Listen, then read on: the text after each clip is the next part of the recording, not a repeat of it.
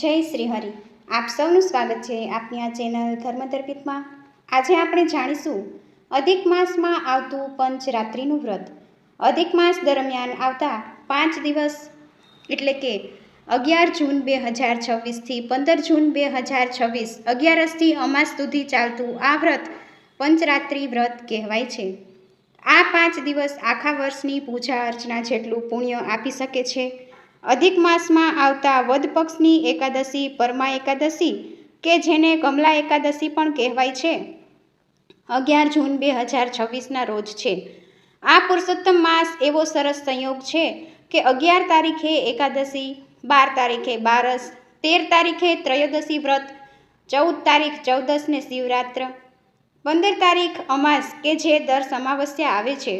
મિત્રો, આપને જો આ વિડીયો પસંદ આવે તો આ ધર્મદર્પિત ચેનલને લાઇક, શેર અને સબસ્ક્રાઈબ જરૂરથી કરજો.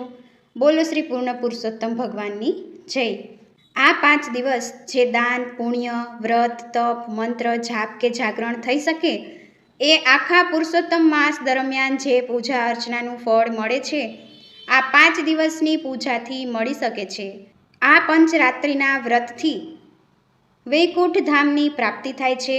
શ્રી હરિ કે શ્રી કૃષ્ણના ચરણોમાં વાસ મળે છે. આ 5 દિવસ અખંડ જ્યોત અને દીપદાનનું ઘણું જ મહત્વ છે. આ દિવસે કરાયેલું દાનનું અક્ષય પુણ્ય પ્રાપ્ત થાય છે. 5 દિવસ ભગવાનની સેવા પૂજા થાય છે. પીપળો, તુલસી માતાની પૂજા અર્ચના કરાય છે. ગૌ સેવા, પશુ પંખીની સેવા, જરૂરિયાતમંદને દાન કરાય છે. આમ આ પંચરાત્રિ વ્રતનું સંકલ્પ કરીને વ્રત કરવામાં આવે છે. એકાદશીના દિવસે વ્રત સાથે પંચરાત્રિના વ્રતનો સંકલ્પ લઈને જે કાંઈ પ્રભુ પાસે યથાશક્તિ ભક્તિ કરવી જોઈએ. 5મા દિવસે અમાસના દિવસે વ્રતની પૂર્ણાહુતિ થાય છે. અમાસ પછીના દિવસે એટલે કે બીજા દિવસે સવારે આ વ્રતના પારણ થાય છે. પૂરા 5 રાત્રિનું વ્રત છે એટલે અમાસની રાત્રિ સહિત પૂર્ણ 5 રાત્રિનું વ્રત કરવું જોઈએ. આ વ્રતનું પારણ 16 જૂન 2026 મંગળવાર વહેલી સવારે પારણા કરી શકાય છે. આમ આ 5 રાત્રિ વ્રત દરમિયાન ભગવાન શ્રી કૃષ્ણની પૂજા ભક્તિ કરીને દરેક મનોકામના પૂર્ણ કરી શકાય છે. આ વ્રતથી ગંગા સ્નાનનું પુણ્ય મળે છે, પિતૃને મોક્ષ મળે છે, સર્વે દુઃખો દૂર થાય છે. આમ તો જીવનમાં સુખ દુઃખ રહેવાના જ છે, પરંતુ એટલો ફેર પડે છે કે આ વ્રતથી પ્રભુ આપણી સાથે રહે છે અને દુઃખના દિવસો પણ સરળતાથી પાર થઈ જાય છે. શાસ્ત્રોમાં આ વ્રતનો ઘણો મહિમા બતાવાયો છે. 5 દિવસ દરમિયાન કઠિન વ્રત લેવામાં આવે છે. વિધિ પ્રમાણે આ વ્રત કરવાથી જીવન સ્વર્ગ બની જાય છે.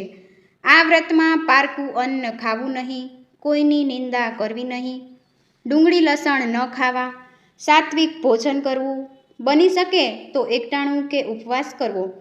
આ 5 દિવસ વ્રતધારીએ નિત્ય પ્રભુને 2 તુલસીદળ જરૂરથી સમર્પિત કરવા.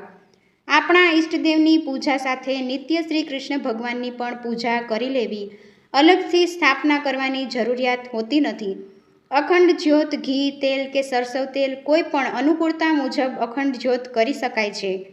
આ જ્યોત દીપ જ્યેષ્ઠ માસની શુક્લ પક્ષની એકમની તિથિ સૂર્યોદય તિથિ હોય ત્યાં સુધી પ્રજ્વલિત રાખવો. ત્યારબાદ આપમેળે રામ થાય ત્યાં સુધી જરૂરથી રાખવો. જે લોકો આખો પુરુષોત્તમ માસ કરે છે તેઓ એકમના દિવસે ઉદ્યાપન કરે છે. આ વિધિ વિશે આપણે જાણીએ અને પંચરાત્રિ વ્રત વિશે પણ. પ્રથમ, પંચરાત્રિ વ્રત અને એકાદશી વ્રતને સાથે જ સંકલ્પ લેવો જોઈએ કે 5 દિવસ સુધી હું કઈ રીતે વ્રત કરીશ. એક ટાઈમ ભોજન લઈ શકાય, ઉપવાસ કરી શકાય, અખંડ જ્યોત પ્રગટાવી શકાય, 5 દિવસ સુધી કોઈ એક જ વસ્તુનું દાન કરી શકાય, ભોંય પર સુવાય છે. આમ અલગ અલગ રીતે સંકલ્પ લઈ શકાય છે અને આ વ્રત કરી શકાય છે. આ વ્રતની વિધિ તથા વ્રતથી થતા લાભ વિશે આપણે જાણીશું કે ભગવાન શ્રી કૃષ્ણ રાજા યુધિષ્ઠિરને કહે છે, હે રાજન, અધિક માસ કૃષ્ણ પક્ષની એકાદશીથી પૂર્ણિમા સુધી પંચરાત્રનું વ્રત કરવાથી જેટલું ઉત્તમ પુણ્ય પ્રાપ્ત થાય છે આ બધું કહેવા હું સામર્થ્ય પણ નથી ધરાવતો, છતાં થોડું કહું છું કે મનુષ્ય પંચરાત્રિનું વ્રત કરે છે તેને ગંગા, જમના, સરસ્વતી, કાવેરી પુષ્કરમાં નાહવાનું પુણ્ય પ્રાપ્ત થાય છે.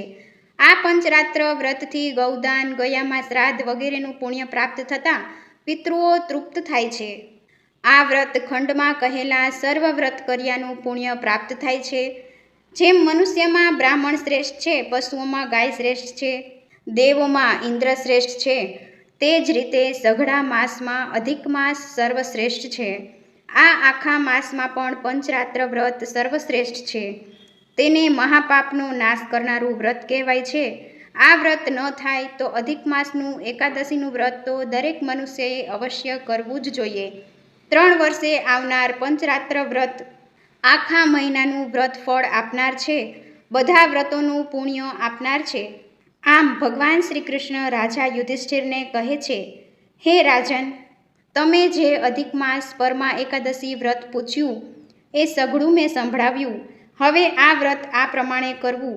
મનુષ્યએ સાચી ભક્તિથી, વિધિથી સંકલ્પ લઈને વ્રત કરનાર ભક્તિભાવથી ભગવાનની સેવા પૂજા કરે છે, ખોટું આચરણ નથી કરતા, એકટાણા કે ઉપવાસ કરે છે અને સાત્વિક ભોજન લે છે, એ મનુષ્યનો સ્વર્ગમાં વાસ થાય છે. તો આપ સૌને મારા તરફથી એકાદશીથી લઈને અમાસ સુધીના આ પંચરાત્ર વ્રત માટેના જય શ્રી કૃષ્ણ પુરુષોત્તમ માસની શુભકામનાઓ. બોલો શ્રી પુરુષોત્તમ ભગવાનની જય. જય શ્રી હરિ. આપ સૌને જો આ વિડીયો પસંદ આવ્યો હોય તો ધર્મદર્પિત ચેનલને લાઈક, શેર કરજો અને આવા જ નવા ભક્તિભાવથી વિડીયો જોવા માટે જોડાઈને રહો ધર્મદર્પિત ચેનલ સાથે અને સબસ્ક્રાઈબ કરવાનું ન ભૂલશો.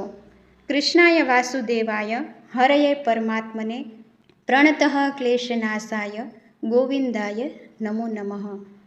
ઓમ નમો ભગવતે વાસુદેવાય.